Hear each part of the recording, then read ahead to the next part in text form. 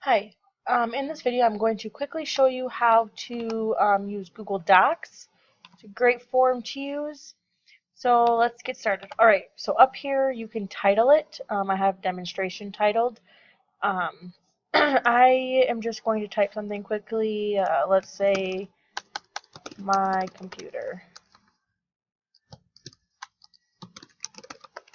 Okay, and you can see I can make it, let's make it 60.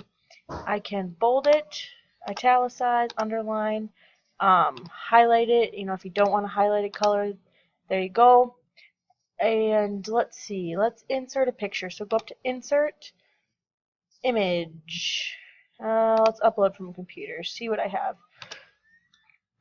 And there you go. It's right here. You can adjust the size of it, where you want it at, kind of that type of thing.